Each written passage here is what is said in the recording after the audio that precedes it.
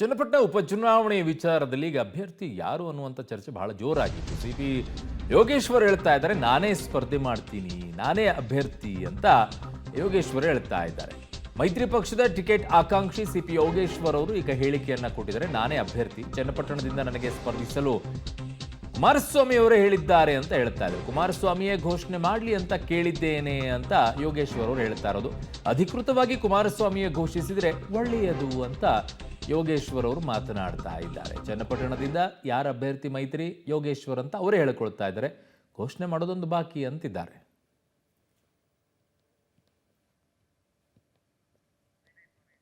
ನನ್ನ ಸಹೋದ್ಯೋಗಿ ಈಗ ವಿನಯ್ ನನ್ನ ಸಂಪರ್ಕಕ್ಕೆ ಸಿಗ್ತಾ ಇದ್ದಾರೆ. ವಿನಯ್, ಈಗ ಮೈತ್ರಿಯಲ್ಲಿ ಇನ್ನೂ ಕೂಡ ಚರ್ಚೆ ನಡೀತಾ ಇದೆ, ಅಭ್ಯರ್ಥಿ ಯಾರು ಯಾರು ಅಂತ ಹೇಳಿ. ಈಗ ಘೋಷಣೆ ಮಾಡಿ ಇಕ್ಕಟ್ಟಲ್ಲಿ ಕುಮಾರಸ್ವಾಮಿ ಅವ್ರನ್ನ ಸಿಲುಕಿಸುವಂತ ಪ್ರಯತ್ನನ ಅಥವಾ ಇಬ್ಬರ ನಡುವೆ ಮಾತುಕತೆಯಾಗಿ ಘೋಷಣೆ ಮಾಡೋದೊಂದು ಬಾಕಿ ಇದೆಯಾ? ಖಂಡಿತವಾಗಿಯೂ ಅರುಣ್, ಇದೊಂದು ರೀತಿ ಕುಮಾರಸ್ವಾಮಿ ಅವರಿಗೆ ಸೆಡ್ಡು ಹೊಡೆಯುವಂತ ಒಂದು ಪ್ರಯತ್ನ ಅಂತ ಹೇಳ್ಬೋದು. ಯಾಕಂದ್ರೆ ಇನ್ನೂ ಕೂಡ ಮೈತ್ರಿ ಅಭ್ಯರ್ಥಿ ಯಾರು ಎಂಬ ವಿಚಾರವಾಗಿ ಇನ್ನೂ ಚರ್ಚೆ ಆಗಿಲ್ಲ ಅನ್ನೋ ಮಾತನ್ನ ಕುಮಾರಸ್ವಾಮಿ ಅವರು ಹೇಳ್ತಾರೆ. ಆದ್ರೆ ಸಿಪಿ ಯೋಗೇಶ್ವರ್ ಅವರು ಇವತ್ತು ಸುದ್ದಿಗೋಷ್ಠಿಯನ್ನ ನಡೆಸಿ ಮೈತ್ರಿ ಅಭ್ಯರ್ಥಿಯಾಗಿ ನನ್ನನ್ನೇ ನಿಂತ್ಕೊಳ್ಳುವಂತೆ ಕುಮಾರಸ್ವಾಮಿ ಅವರು ನನ್ನ ಜೊತೆ ಹೇಳಿದ್ದಾರೆ. ನಾನು ಹಿಂದೆ ಡೆಲ್ಲಿಲಿ ಅವ್ರನ್ನ ಮೀಟ್ ಮಾಡಿ ಮಾತನಾಡಿದಾಗ ಅವರು ನನ್ನನ್ನೇ ಸ್ಪರ್ಧೆ ಮಾಡು ಅಂತ ಹೇಳಿದ್ರು.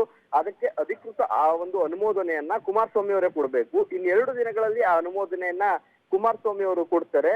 ಮೈತ್ರಿ ಅಭ್ಯರ್ಥಿಯಾಗಿ ಸದ್ಯ ನಾನ್ ಸ್ಪರ್ಧೆ ಮಾಡ್ತೇನೆ ಅನ್ನೋ ಮಾತನ್ನ ಸಿಪಿ ಯೋಗೇಶ್ವರ್ ಅವ್ರು ಹೇಳ್ಕೊಂಡಿರುವಂತದ್ದು. ಯಾಕಂದ್ರೆ ಕಳೆದ ಹಿಂದಿನಿಂದಲೂ ಕೂಡ ಅವರು ನಾನು ಆಕಾಂಕ್ಷಿ ಅನ್ನೋ ಮಾತನ್ನ ಹೇಳ್ಕೊಂಡ್ ಬರ್ತಿದ್ರು. ಪಕ್ಷ ಸೂಚಿಸಿದ್ರೆ ಸ್ಪರ್ಧೆ ಮಾಡ್ತೀನಿ ಅನ್ನೋ ಮಾತನ್ನ ಹೇಳ್ಕೊಂಡ್ ಬರ್ತಿದ್ರು.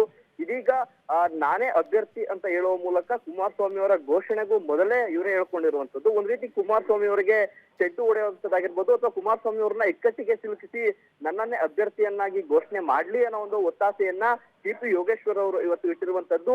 ಈ ಮೂಲಕ ನಾನು ಮೈತ್ರಿ ಅಭ್ಯರ್ಥಿಯಾಗಿ ಸ್ಪರ್ಧೆ ಮಾಡ್ತೇನೆ, ಅಂದ್ರೆ ನನಗೆ ಟಿಕೆಟ್ ಬೇಕು ಅನ್ನೋ ಒಂದು ಒತ್ತಾಯವನ್ನ ಮೈತ್ರಿ ಪಕ್ಷದ ನಾಯಕರಿಗೆ ರವಾನಿಸುವಂತ ಕೆಲಸವನ್ನ ಇವತ್ತು ಸಿಪಿ ಯೋಗೇಶ್ವರ್ ಅವರು ಮಾಡಿರುವಂತದ್ದು. ಅರುಣ್. ಓಕೆ ವಿನಯ್, ನಿಮ್ಮೆಲ್ಲ ಮಾಹಿತಿಗೆ ಧನ್ಯವಾದಗಳು.